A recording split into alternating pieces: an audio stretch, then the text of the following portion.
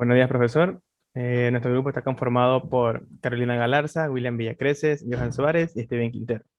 La empresa que hemos escogido para el análisis financiero es Agripac Sociedad Anónima, que es una de las empresas líderes en la producción y comercialización de insumos para la agroindustria en nuestro país, específicamente en los sectores de productos agroquímicos, fertilizantes y alimentos para animales. Como primer punto, vamos a hablar sobre el análisis de estados financieros. El análisis horizontal se utilizó los años de estudio donde las variaciones fueron más significativas, es decir, que tengan más del 15%. Las cuentas que tuvieron esta variación fueron la balanza general, activos, pasivos y patrimonios del 2018-2019 y 2019-2020. En los activos tenemos inversiones, cuentas por cobrar, impuestos, propiedad de planta y equipo, activos por derecho de uso, préstamos y obligaciones bancarias. Se pensaba que en la empresa en la que las cuentas patrimoniales se encontraría una variación significativa, ya sea por más aportaciones de capital o por utilidades, pero se descubrió con el paso del tiempo que estas cuentas en realidad no cambian. En el análisis de tendencias, tenemos que durante el 2019 las ventas no crecieron tanto en comparación con el año 2020, donde fue el inicio de la pandemia, que nos dio como consecuencia un aumento en los gastos como costos fijos, lo cual se vería más adelante. Además, el costo de ventas durante este año fue demasiado bajo en comparación con los años anteriores. Este problema en el 2019 no solo afectó al costo, sino también al punto de equilibrio, el cual se explicará más adelante.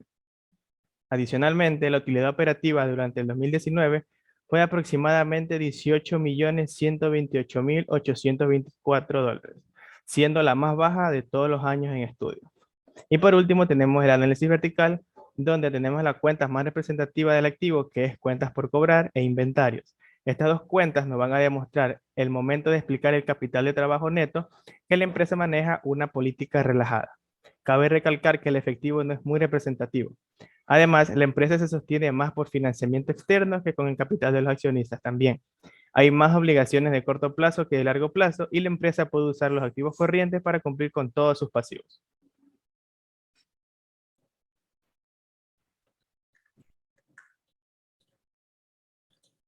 Bien, como siguiente punto tenemos a las razones financieras y al presupuesto. En la parte de las razones financieras escogimos las más generales y de estas generales escogimos las que más me llamaron la atención, las cuales fueron la rotación de cuentas por cobrar y el periodo de cuentas por cobrar.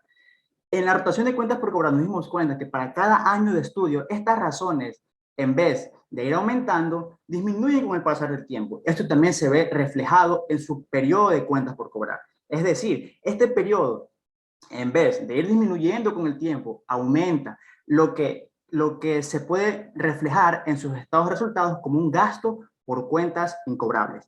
Ahora, en la parte del presupuesto, para ser más en específico en el estado de situación financiera proyectado al año 2022, nos dimos cuenta que las cuentas por cobrar siguen siendo muy altas en comparación a las otras cuentas de activos circulantes. Sin embargo, en las cuentas de los pasivos, para ser más en específico, en las cuentas por pagar a proveedores, este valor de la cuenta por pagar a proveedores es alto, pero no se compara al valor que tienen las cuentas por cobrar y todas las otras cuentas relacionadas a activos circulantes, lo que nos demuestra que la empresa maneja mejor sus pasivos que sus activos.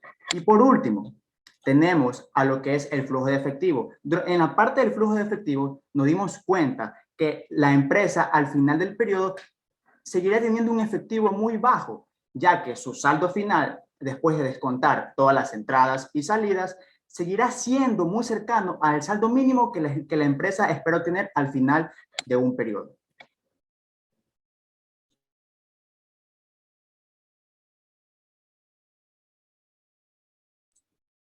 Buen día, yo soy el estudiante Johan Suárez y yo les voy a hablar sobre el punto de equilibrio, apalancamiento y estructura de capital de la compañía Agripac.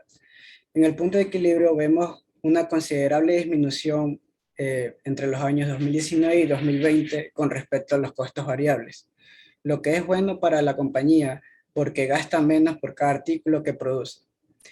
Sin embargo, en los costos fijos se ve un aumento por consecuencia de la pandemia. Por lo tanto, para el año 2020, el punto de equilibrio subió mucho por producto de la pandemia. Además, para el año 2019, la compañía no cumplió con la meta establecida para el punto de equilibrio. Es decir, hubo un problema hubo un problema interno el cual generó dicho acontecimiento. Ahora, por el lado del apalancamiento, para el año 2018, tanto la utilidad antes de impuestos e intereses, la UAI, y la utilidad por año, la UPA, son muy sensibles con respecto a las ventas. Esto se da de igual forma para el año 2020, pero no para el año 2019. Ahora, en lo que respecta a la estructura de capital, para los 3 años, el coste de capital promedio ponderado se vio fuertemente incrementado por el costo de la deuda. Debido a esto, la compañía se ve inhabilitada a aceptar proyectos futuros que tengan una tasa de rendimiento inferior al costo de capital promedio ponderado. Gracias. A continuación, mi compañera Carolina.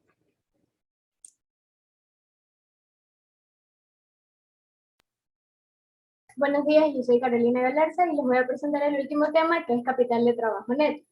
Con este análisis que realizamos de activos corrientes y pasivos corrientes, nos pudimos dar cuenta y rectificar muchos de los descubrimientos que habíamos realizado con los análisis anteriores, iniciando con el hecho de que la empresa tiene una política relajada con respecto a los activos corrientes.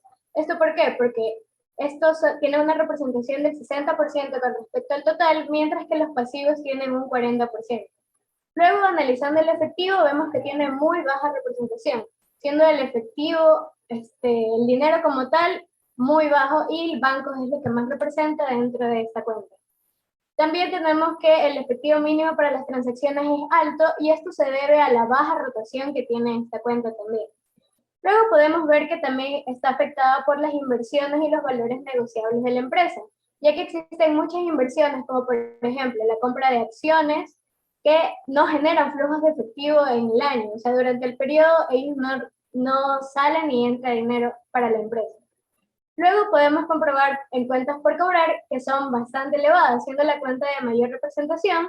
¿Y esto por qué? Porque la empresa, para los mayores clientes, tiene periodos de cobro muy largos, más que nada de 150 días, lo cual afecta obviamente para el plazo, y además las condiciones de crédito son bastante flexibles.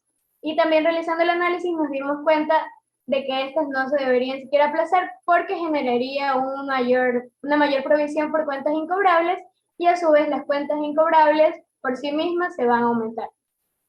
Por último, con los inventarios, nosotros habíamos asumido que los productos terminados iban a ser la mayor representación de la empresa. Sin embargo, nos pudimos dar cuenta con el análisis y posteriormente comprobando con las notas a los estados financieros que existen grandes cantidades de materia prima y de mercadería en tránsito. Es otro valor que la empresa debería tener muy en cuenta al momento de realizar un nuevo análisis para poder mejorar estas condiciones. En conclusión, los hallazgos más que pudimos ver es que durante el 2019 hubo un suceso que hizo que las ventas bajaran, que la empresa no pudiera llegar al punto de equilibrio, o sea, que no alcanzara los valores que necesitaban para poder continuar de manera satisfactoria sus operaciones, y eso hizo que bajaran tanto las utilidades, que subieran los costos de venta, etc. Y asimismo las cuentas por cobrar y los inventarios se mantenían igualmente altos. Y en el año 2020, a pesar de la pandemia, gracias a la buena administración que tienen en cambio de los pasivos, esta empresa pudo mantener sus operaciones a pesar de todo. Gracias.